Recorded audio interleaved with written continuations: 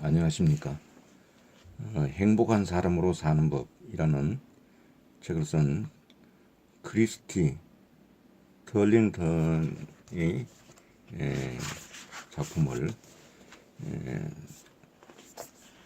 청취자 여러분과 함께 감상하기로 하겠습니다.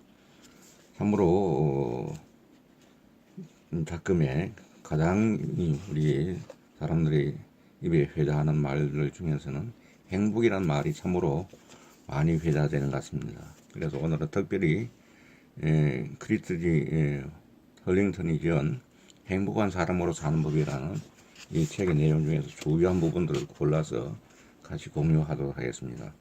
이 앞부분에 보면은 마음이 불행하면 몸은 결코 행복할 수 없다. 물론 그 반대도 마찬가지다. 진정한 아름다움은 내면과 외면이 조화로운 그 지점, 그 평행점에서 생성된다. 그 평형점에서 생성된다. 이렇게 그 귀한 말씀을 먼저 앞에 던지고 있습니다. 이 행복한 사람으로 사는 법에 여러 내용들이 나온다마는 중요한 부분을 잘 취사 선택해서 여러분과 함께 좋은 말씀들을 같이 나누기로 합니다. 행복한 여행의 시작이라는 글에서는 세상 모든 것이 아름답지만 모두가 그 아름다움을 볼 수는 없다 하는 의미에서 그 여행이라는 말을 먼저 이야기를 하고 있는 것 같습니다. 풍경은 여전했지만 오랜만에 돌아온 그곳은 이미 작아진 옷을 다시 입은 듯 어색했다. 이런 표현들이 있고요. 내 몸을 사랑하기 위하여라는 제목 하에서는 그대의 몸은 신이 준 선물이며 사원이다. 문제를 만드는 것은 언제나 마음이다 하는 오쇼 라전리시의 그 말을 인용하면서 내가 원하는 것은 스스로 돈을 벌어 생활을 꾸리며 전 세계를 여행하는 것이었다. 이렇게 이야기하고 있고 20대에 들었으며 그 후 몇 년간 나를 찾는 일에 몰두했다. 요가는 바쁜 생활 잠잠이 내 일상의 쉼표가 되어 주었다. 하고 있습니다. 그리고 최선을 다한다면 최고의 모습을 보게 된다. 요가를 배우며 나는 이런 사실을 깨달았다.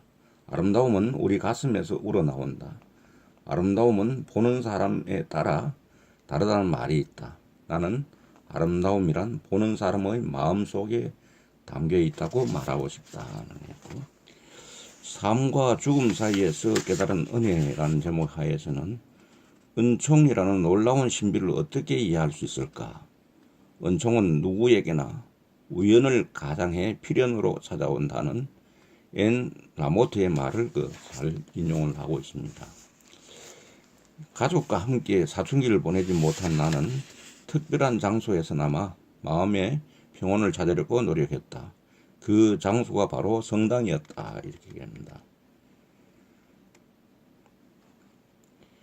그 제임스의 출생과 함께 나 자신의 새로운 영적 탄생을 경험하면서 불현듯 학교로 돌아갈 결심을 했다. 돌이켜보니 14살부터 모델 일을 하느라 10여 년 동안 숨도 제대로 쉬지 못하고 살아왔던 것이다. 이런 표현이 있고 여기서 보면 아주 가까운 사람을 잃는다는 것은 자신의 일부분을 잃는 것이나 마찬가지다. 그리고 다양한 방식의 일상적인 예방법, 예를 들면은 규칙적인 운동이나 균형 잡힌 식사, 늘 절제하는 생활 습관이야말로 최고의 약이 된다. 참으로 공감하는 말입니다. 공감이 되는 얘기입니다. 내 안에 또 다른 축복이라는 글 속에서는 나를 찾아가는 신성한 길에서 첫 번째 할 일은 자신의 평화와 조화, 창의적인 기쁨이라는 순수한 본성을 지닌 존재라는 사실을 받아들이는 것이다 하는 얘기이고 이 내용 중에는 가톨릭에서 세례는 7가지 성사 중 첫 번째 의식이다. 성서의 모든 인간이 원죄를 지닌 채 세상에 나온다고 적혀 있는데 이런 원죄를 씻어 버리는 의식이 바로 세례다. 두 번째 성사인 성체는 아이가 7살 무렵에 거행한다.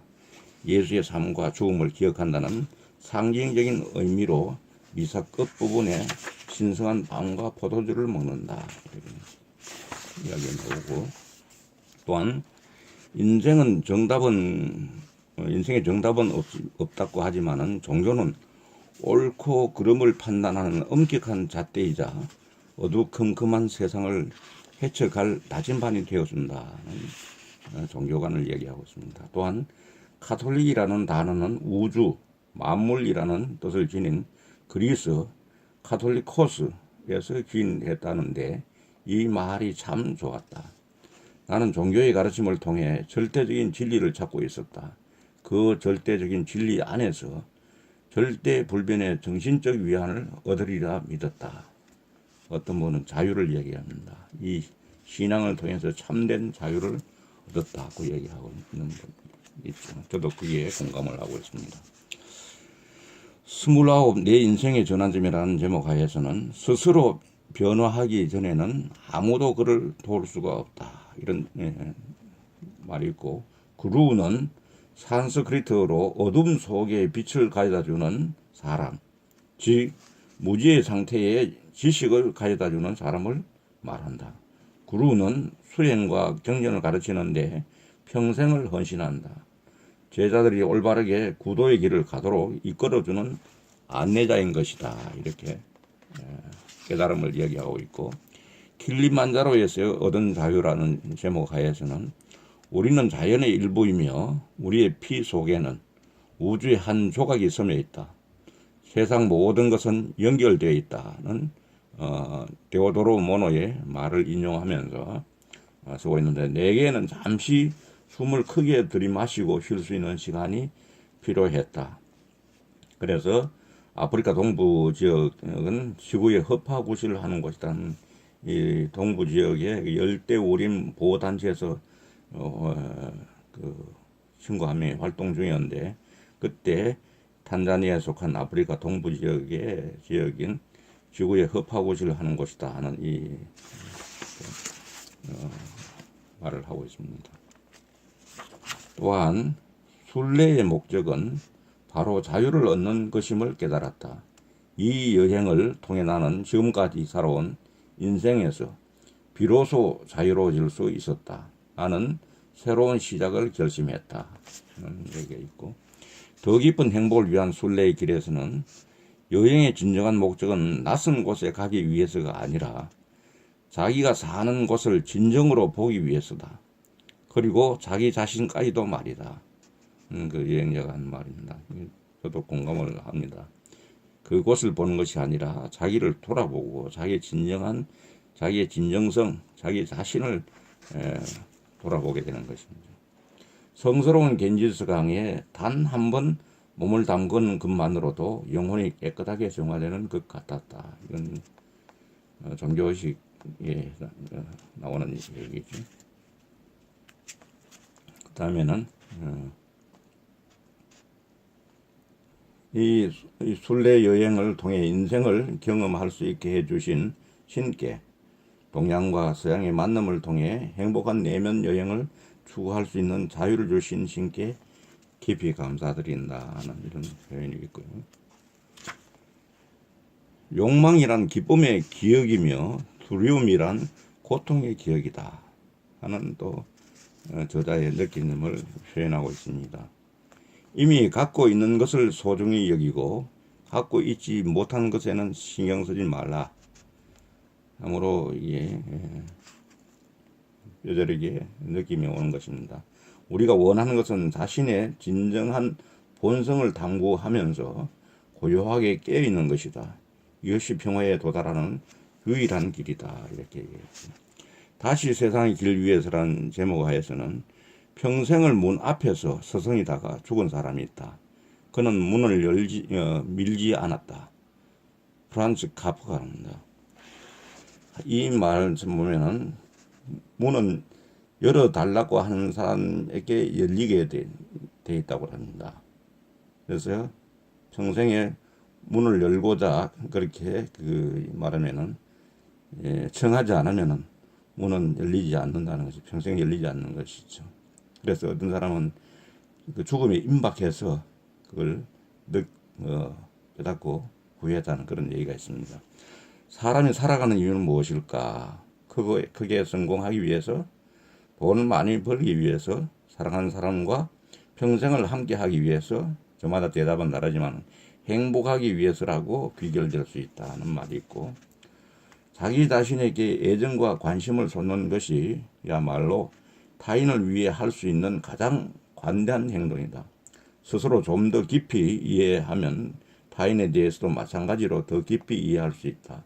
나는 그렇게 믿는다. 맞는 말씀입니다. 자기 자신을 사랑하지 못한 사람이 남을 사랑할 수 없다고 하는 거죠. 그래서 성경 말씀도 기본적으로 자기 자신을 먼저 사랑할 수 있어야 된다고 하는 부분을 암시하고 있는 그런 성경 말씀이 있습니다. 삶과 죽음 사이에서 호흡하기라는 제목하에서는 호흡은 생명의 기본 조건이며 숨을 잘 쉬는 것이 행복하게 살기 위한 필수 조건임을 깨달았다. 요가에도 있는 말씀입니다. 호흡이 불안전할 때 모든 것이 불안전하다. 호흡이 고요하면 모든 것이 고요하다. 호흡을 조심스럽게 다루어라. 들이쉬는 숨은 힘을 선사한다. 그리고 육체를 이롭게 한다. 멈추는 숨은 마음의 견실함과 장수를 선사한다. 내쉬는 숨은 육체와 정신을 정화한다. 이런 표현이 있고, 성당은 내게 지친 마음을 달래는 성소가 되어 주었다. 한밤중이라도 그 성스러운 공간을 찾아가 그저 고요히 눈을 감고 있으면 마음이 한결 따뜻해진다. 영적 훈련 없는 지식은 열매를 맺지 못하는 나무와 같다고 말하며 명상을 일상 속에서 진지하게 실천했다. 그러나 나와 같은 요가 수련자들은 깨달음과 평화 속에서 지금 이 순간을 온전히 살기 위해 명상을 한다. 명상의 근본적인 목적을 이야기했습니다. 그 다음에 몸과 마음, 영혼까지도 함께라는 제목에서는 사람의 안색과 피부의 겉모습은 행복의 바로미터다. 마음이 거칠거나 화가 가득 차 있으면 낯빛과 피부에 금방 표시가 나게 된다. 선다라는 것은 선다리는 산스크리트어로 아름다운 여자라는 뜻인데, 겉으로 드러나는 아름다움과 내면의 아름다움을 함께 갖고는 진정한 행복과 통한다.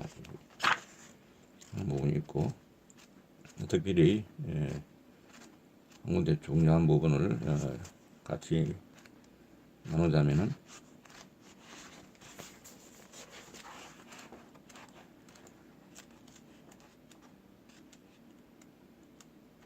이런 부분이 있습니다. 행복이란 결국 신성에 가까워지는 것이다. 신성은 사람에게 내재되어 있는 기본적인 속성이다. 탐욕, 미움, 화, 두려움 같은 부정적인 성향을 내뿜을 때 우리는 점점 신성에서 멀어지게 된다. 그러나 우리의 본성인 사랑, 자비, 기쁨, 이해, 친절 등을 관계의 기본으로 삼고 행동할 때 신성에 가까워지며 궁극적으로 행복에 이르는 것이다.